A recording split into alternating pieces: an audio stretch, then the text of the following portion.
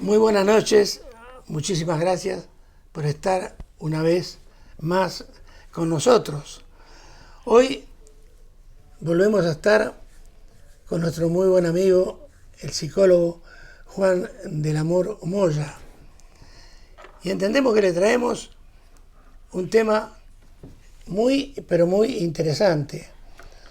Vamos a hablar acerca de la envidia. Y si tenemos tiempo, también vamos a hablar en este programa acerca del mal de ojo, aunque no creo que lleguemos a ese tema.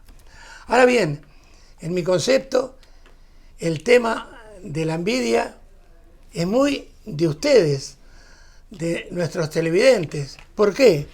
Porque ustedes siempre están pensando en la envidia. ¿Por qué? Porque cuando ven que algo es bueno o es muy bueno, enseguida dicen, es envidiable. Entonces, la envidia es buena, la envidia es mala. Preguntémosle entonces a Juan acerca de qué es la envidia. Juan, buenas noches. Hola, buenas noches, Milton. ¿Y cómo se puede definir? Pues, bueno, no creo que sea muy complicado el definir la envidia, pero me he recordado cuando has juntado los dos temas que ya en Grecia la envidia se definía como esa persona que te miraba mal, ¿no? Claro, mal el ojo te mira mal y entonces se producía la envidia. O sea que por eso puede ser que incluso tengan cierto grado de unión. Bueno, pues la envidia es como un estado mental, es un sentimiento. Y un sentimiento que te trae tristeza, que te trae a veces hasta enojo, que te trae malestar, que te trae inseguridad. Y las personas cuando tenemos inseguridad, malo, ¿no? ¿Y en cuanto a qué? En cuanto a que se desea lo que el otro pueda tener, no solamente una cuestión material de todo tipo, pues una cuestión incluso inmaterial, como puede ser, oye, pues, no sé, que habla bien, o que bien se porta, o que actitud tan envidiable tiene, ¿verdad? O sea, fíjate si es importante incluso el término, ¿no?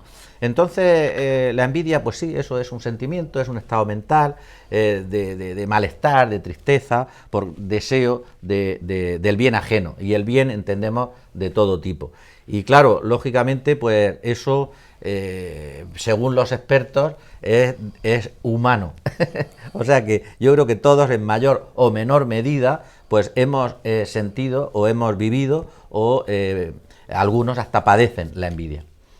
Ahora bien, Juan, pienso yo que la grandeza de alguien inspira envidia. Al mismo tiempo, esa envidia inspira rencor, por sobre todas las cosas. Pero ese rencor, a su vez, también, en muchísimos casos, inspira, sobre todo en la política, mentiras. Muchas mentiras. ¿Puede ser? Puede ser, lo que pasa es que aunque hayas encadenado, que puede ser que vaya encadenado, no siempre se tiene que dar así. O sea que hay que entender que sí hay personas que la envidia les puede llevar pues no sé, a una actitud poco ética en la vida, pero no tiene por qué ser siempre, ¿verdad? Es decir, hay personas que saben cortar en el momento determinado y saben no seguir ese encadenamiento que te lleva a la indignidad, ¿verdad? Y a la mentira, en este caso. Y la mentira, teniendo, en fin, claro que la mentira me imagino que estás hablando desde la promesa, ¿no? Del político o no político, ¿no? Claro, no es lo mismo que tú le prometas a una persona en concreto que le prometas a muchísimas personas, ¿verdad? ¿Qué sería peor, según nuestro criterio, ¿verdad? Pues no sé lo que es peor, pero parece ser que cuando el compromiso es con una persona concreta, somos más valientes para cumplirlo. Pero cuando el compromiso es a un pueblo que, en teoría, si se sigue la lógica, tendría que ser como mayor grado de responsabilidad, pues luego se diluye. Es curioso, ¿verdad?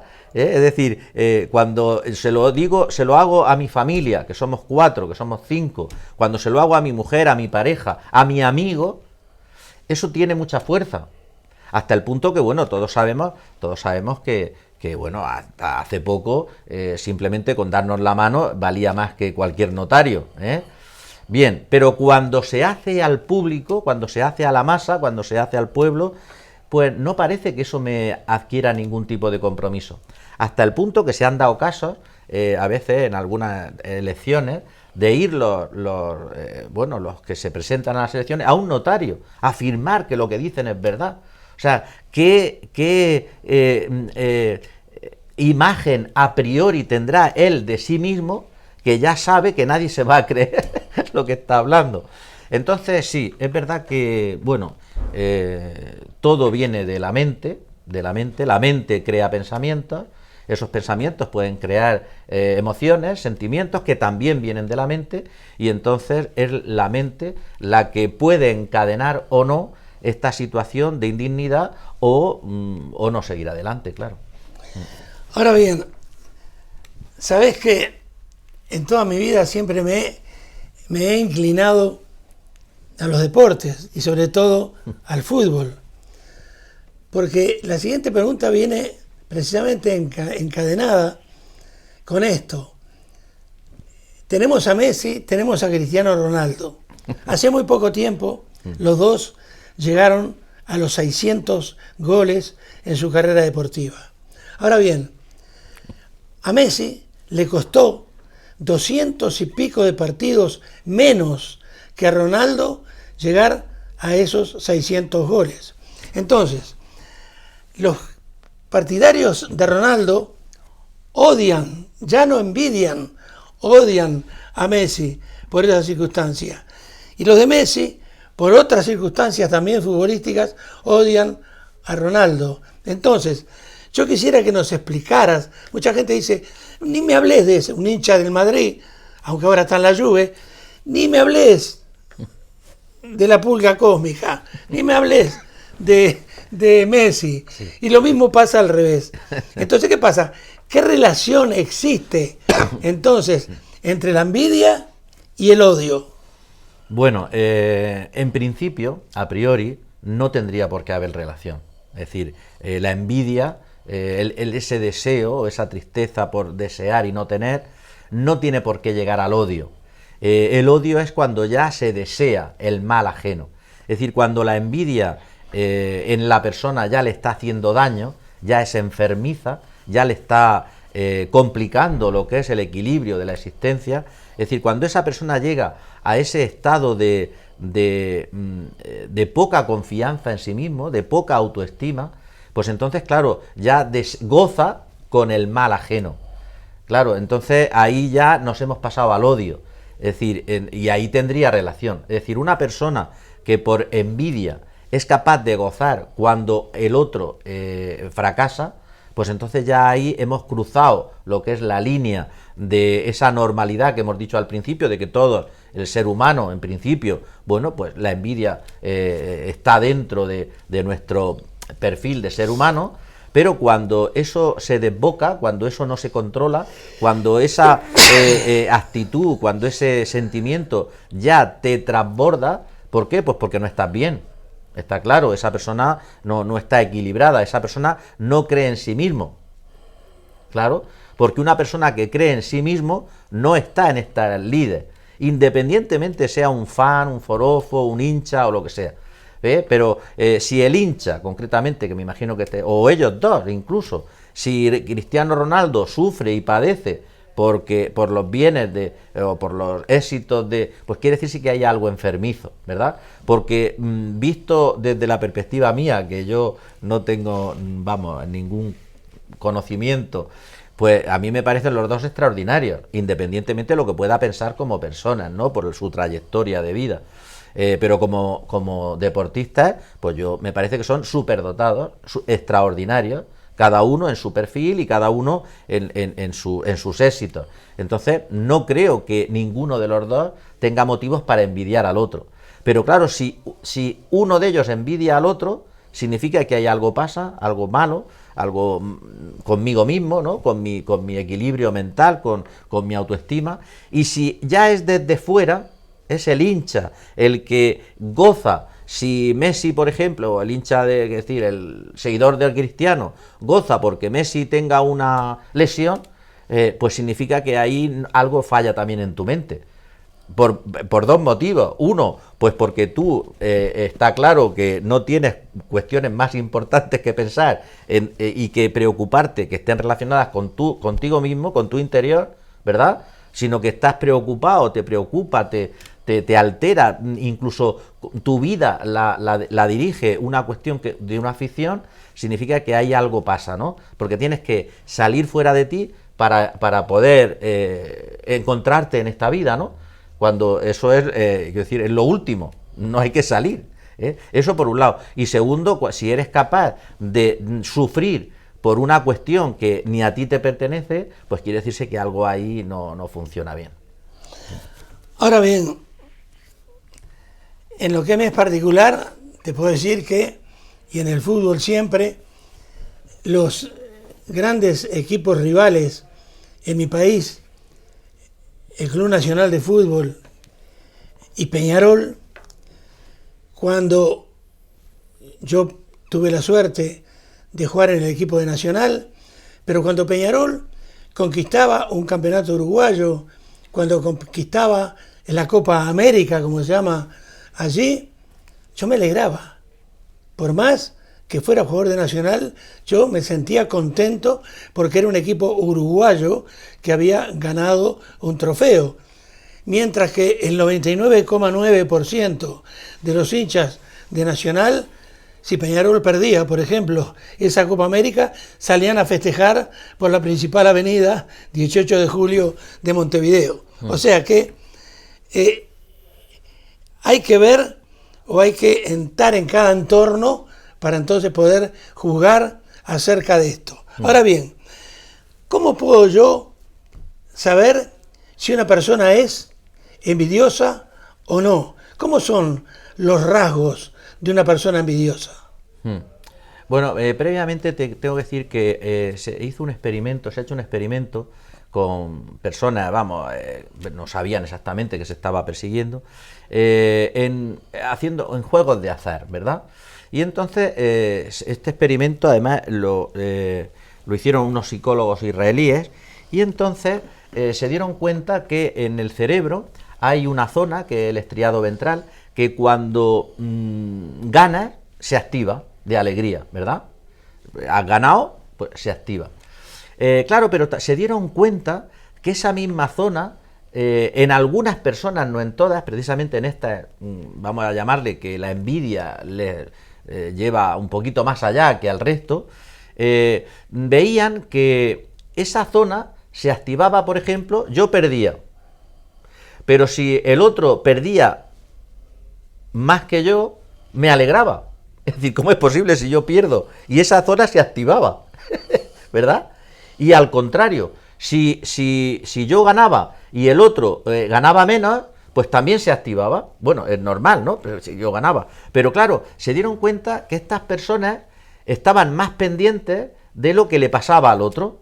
Es decir, no es lo que te comentaba yo antes al principio, si yo estoy pendiente de mí, si yo estoy a gusto conmigo mismo, si yo pierdo, pues lógicamente me entristezco, y si gano me alegro. Pero no depende mi alegría de si gana o no el otro. Es decir, ¿cómo se me activa esa zona? Por la misma envidia, ¿no?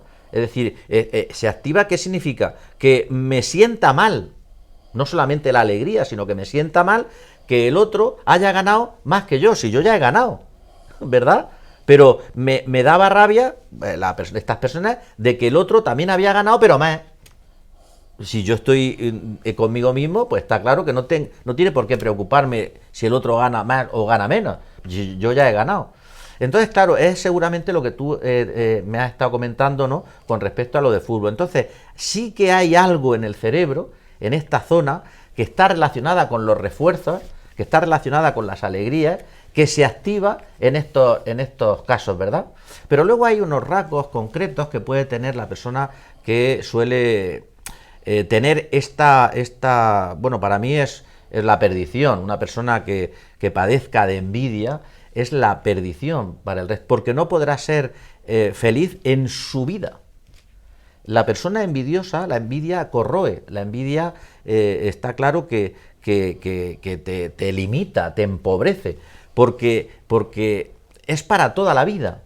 O sea, estas personas que no son capaces de entender que siempre, siempre, siempre habrá alguien con más dinero, con más poder, con la mujer más guapa, con más alto, más guapo y que sepa mejor estar en... Es decir, siempre, siempre habrá alguien.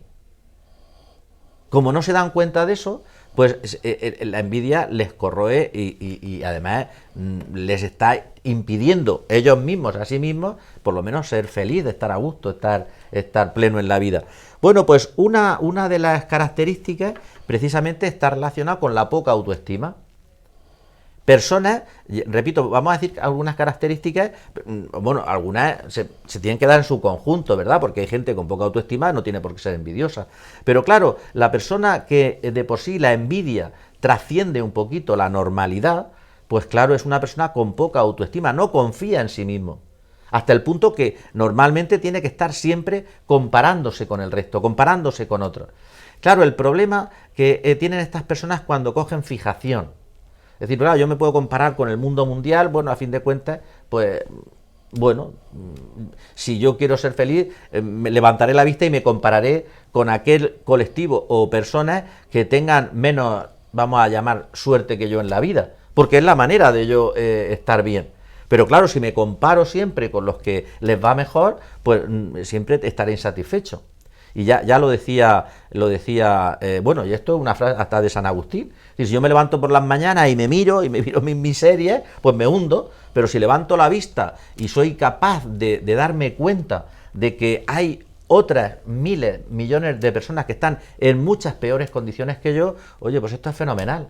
Ya tengo motivos, ¿no?, para dar gracias al cielo, dar gracias a la providencia, dar gracias a la vida, ¿no?, a ti mismo, ¿no?, a tu familia, a tus antepasados. Hay montones de razones, ¿no?, para dar gracias. Otra de las características, ya repito, esa baja autoestima, ese irse comparando continuamente con otro tipo de personas o alguna concreta que se le tiene como enquina, ¿no?, que todo le sale bien, que todo le va mejor, siempre que tú lo sientes. Porque luego cuando hablas con los demás, no, ya le buscan la pega, ¿verdad?, para que los demás no entiendan que le va tan bien. Entonces, claro, cuando viene algún halago, pues son halagos falsos, son personas falsas, personas, además es que se les nota bastante, porque, bueno, yo creo que esto, yo creo que quien nos esté viendo y escuchando se da cuenta perfectamente, no hay que ser adivino, tú te das cuenta perfectamente, ese tipo de personas, la falsedad que manifiestan cuando abrazan, cuando saludan, cuando te dan la enhorabuena, cuando... Sí, la verdad es que le ha ido muy bien, ya, pero... En fin, pero no hace falta que sea así con este perfil ya tan claro de caricatura, es que se les nota. Cuando una persona, además, un abrazo simplemente, cuando una persona te abraza, tú sabes si te está abrazando de corazón, si te está abrazando de verdad o te está abrazando por una cuestión de compromiso. Bueno, pues estas personas suelen ser bastante falsas, estas personas, bueno, los halagos se les nota mucho esa falsedad. Luego también suelen ser personas que... se burlan un poquito de... Es como tú has dicho... no sé qué le han nombrado ¿le has dicho pulga? Sí, a Messi. A Messi, sí. Bien, bueno. La pulga cósmica. Bueno, fíjate, pulga cósmica. Bueno, pero bueno, es curioso, ¿no? Porque al decir cósmica significa algo extraordinario, ¿verdad? Algo, el cosmos es lo más de lo más, ¿no? Y entonces el mismo que lo está, entre comillas, menospreciando, le está valorando a la misma vez que está a unos niveles fuera de lo común. Pero por otro lado le llama pulga porque está aprovechando una cuestión física que el hombre no puede ponerse zancos, ni, vamos, yo sí me los podría poner, pero para andar, pero él para jugar no. Quiere decir, le estás, como si dijéramos, llamando la atención sobre algo que él es incapaz, no puede cambiarlo. Sin embargo, le estás infravalorando todo aquello que sí ha sido capaz de superar, ¿verdad? Entonces, todo el esfuerzo, que yo ya, repito que yo no tengo nada que ver con esto, pero algo he leído de este muchacho con su, en fin, inicios y superación de alguna enfermedad, alguna cosa. Es decir, todo ese esfuerzo, sacrificio, que además lo puedes ver cada vez que sale a ganarse el pan, ¿no? Al estadio. Todo eso lo das por hecho, ¿verdad? Entre otras cosas porque tú eres incapaz. Y sin embargo llaman la atención sobre algo que no tiene solución, ¿verdad? Y esto es lo de, a veces lo hemos comentado, ¿no? Se llevaron a los judíos, pero yo no soy judío, ¿no? Yo no soy negro, yo no soy gitano, ya, pero llega el momento. Claro, ¿qué problema tiene el judío, el negro, que no lo pueden remediar? Claro. Ahora si tú dices, mira, que se llevan a los psicólogos, y digo, bueno, espera un momento que ahora me voy a hacer arquitecto, ¿no? Y entonces, no, yo ya no soy psicólogo, soy arquitecto, puedo cambiarlo, ¿verdad? Pero eso no se puede cambiar. Por eso, estas personas, repito, tienen baja autoestima, se burlan de cuestiones que no tienen solución, son falsas, siempre están comparándose, y entonces toda esta amalgama de situación se puede ver, se puede detectar. Ahora bien, en la noche de ayer, Barcelona perdió la semifinal contra el Liverpool de Inglaterra. Había ganado 3-0 aquí en España y ayer el Liverpool le dio una gran cachetada futbolística al Barcelona, ganándole nada más ni nada menos que por 4-0 y yendo a la final entonces del Campeonato de Europa.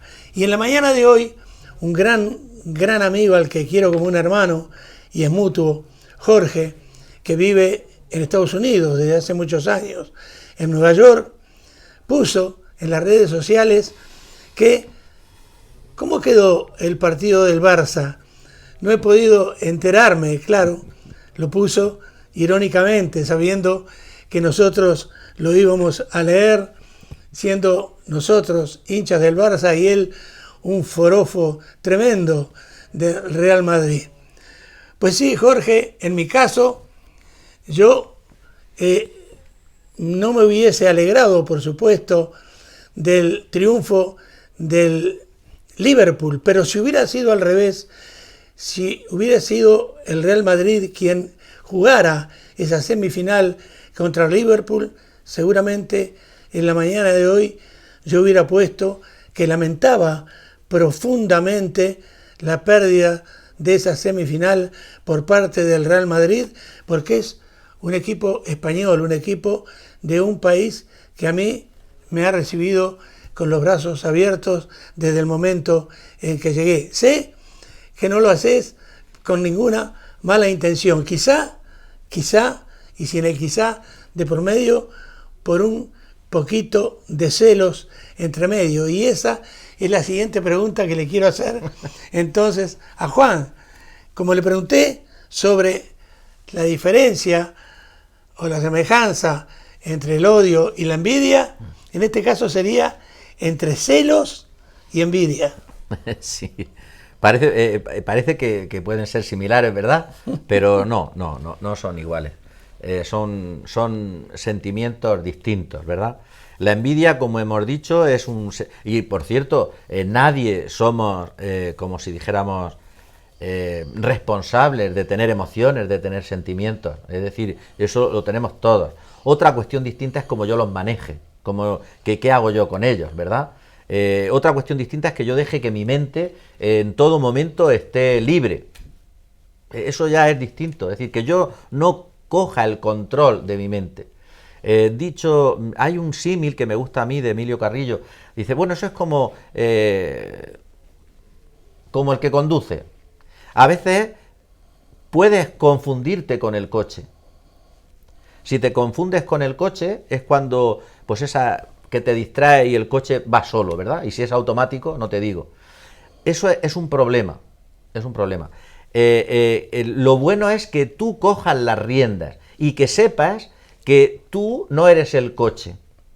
O sea, y ya, si trasciendes un poquito más en el símil, si tú estás convencido tú crees en tu eternidad, en ese ser especial, tú no eres el coche. Si te confundes con el coche es cuando vienen los miedos y vienen las envidias. ¿Por qué? Porque ya comparas, porque hay coches mejores, porque este coche tiene averías y aquel no. Pero tú no puedes confundirte con la avería. Tú no puedes confundirte con que ese coche coge tal kilometraje o menos, o tiene tal autonomía u otra, porque entonces ya te estás confundiendo, estás dejando que tu mente actúe sola. Por eso es bueno, de vez en cuando, de vez en cuando, cuanto más mejor, poder vaciar la mente. Es decir, ese estado de meditación, de serenidad, en el cual te vacías, es como si no tuvieras mente. Porque el problema que muchas personas tienen o tenemos, sobre todo las personas envidiosas, es que dejan rienda suelta a la mente. Y la mente corroe, porque la mente, además, si nos diéramos cuenta, Milton, son una cantidad de veces, a lo mejor del 80-90%, de que los pensamientos se repiten. Y se van repitiendo y al final es la mente la que coge las riendas. Por eso, para poder estar más equilibrado, para poder pasar un poquito de que estos sentimientos o estas emociones me invadan hasta tal punto que no sepa yo manejarlas y controlarlas, tenemos que controlar la mente, tenemos que aprender a dejarla en blanco, a que se relaje. ¿Qué es lo que pasa con los celos y la envidia? La envidia es verdad que es esa tristeza, vamos a llamarle, ese estado de opresión que yo mismo me infundo a mí mismo porque quiero tener algo que otros tienen. Da igual, material o no. Pero los celos no es lo mismo, Milton. Los celos es cuando algo que es de mi propiedad, porque yo la quiero a esa persona, o normalmente suelen ser de personas, en críos, en amantes, en parejas, pues alguien me puede usurpar esa propiedad, ¿verdad? Entonces en los celos es más el miedo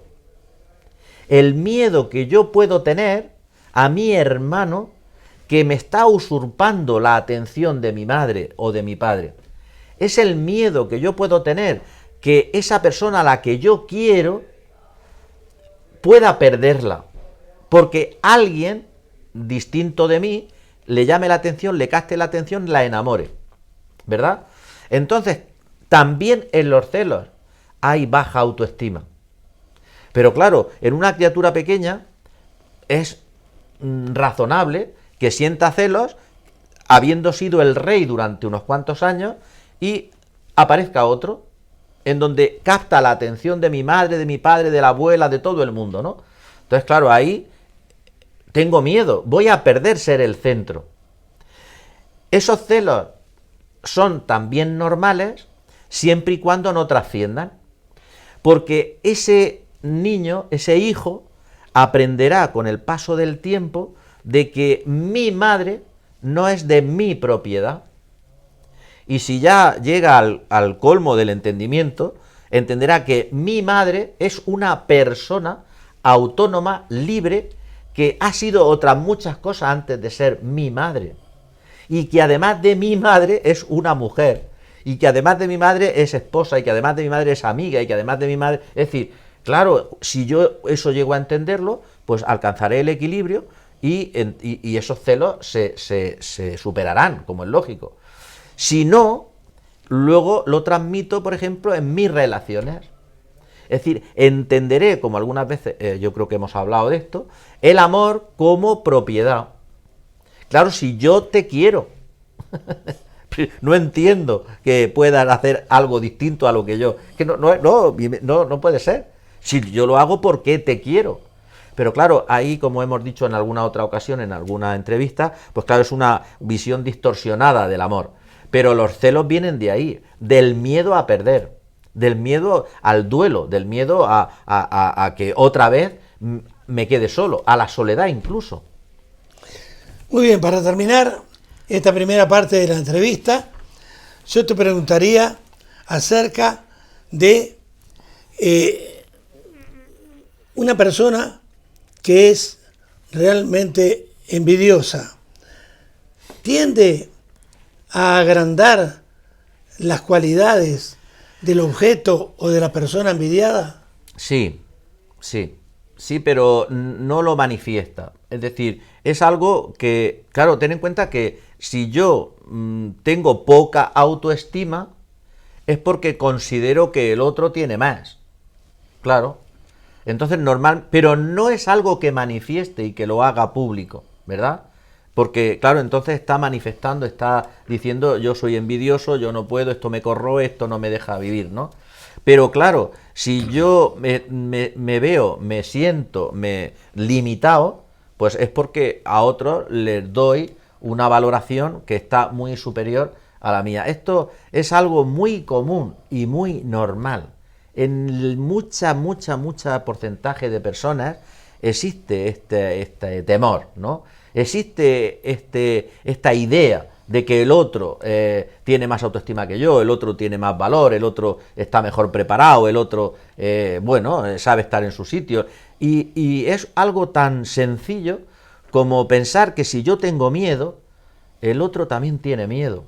Que si el otro tiene sus dificultades en la vida, yo también las he tenido. Es decir, lo más sencillo sería pensar que todos somos personas, que cada uno es verdad que tiene unos valores, tiene un aprendizaje, viene también con un bagaje, pero hay cuestiones en las que nos parecemos la gran mayoría, en los miedos, en las ciertas limitaciones, y no soy capaz de pensar que el otro, cuando está ahí, pues a lo mejor es un papel que está desempeñando, que está disfrazando sus miedos y lo está superando de esa manera, pero no deja de tenerlos. Y esto nos une, y esto nos hace seres humanos, esto nos hace de alguna manera igualarnos. ¿Igualarnos en qué sentido? En el sentido de que, bueno, que todos tenemos ciertos sentimientos, ciertas emociones que nos unifican y que a la misma vez nos separan y nos hacen individuos en cuanto a cómo yo encaro, cómo yo manejo, cómo yo me muevo en este mundo, ¿no? De mi vida, de mi experiencia y no de la del otro. Entonces, claro, en cuanto yo vuelvo mi vista a mí, en cuanto yo dejo de estar pendiente, centrado en el exterior, en el otro, es cuando empiezo a recuperar mi valía, es cuando empiezo a recuperar mi autoestima, es cuando realmente no tengo yo por qué agrandar ni por qué no agrandar, es decir, valorar. Porque ya hay, ¿no? Y eso lo sabes tú, que te mueves en ese ambiente, por ejemplo, del deporte, o de la televisión, o de los periódicos, o de ciertos periódicos, cómo magnifican cierta... Bueno, pues ya está, pero si yo tengo mi equilibrio tranquilo y conmigo, y pues no tengo ningún problema. Ya se encargarán otros de magnificar, pero no soy yo el que magnifica. Porque aquí habría dos sentidos de lo que tú me has preguntado. Si yo magnifico, como el periódico puede magnificar una jugada o una cualidad o tal, que me parece estupendo y extraordinario, pero a mí no me hace daño. Ahora, si yo magnifico en detrimento mío, es decir, si yo no soy un jugador, ¿verdad?, que estoy a la sombra de, y al magnificar yo cojo y me humillo, entonces no pasa nada. Pero en esas dos dimensiones podemos ver la magnificencia. Como persona empobrecida, al magnificar te empobreces más. Ahora, si uno está magnificando situaciones por una cuestión de venta, por una cuestión bueno, yo qué sé, de llegar más lejos y tal, pues no pasa nada. Es cuestión de que tú seas consciente o no. Muy bien, muchas gracias. Hacemos aquí un muy, pero muy breve corte y seguimos con la segunda parte de nuestro programa de hoy.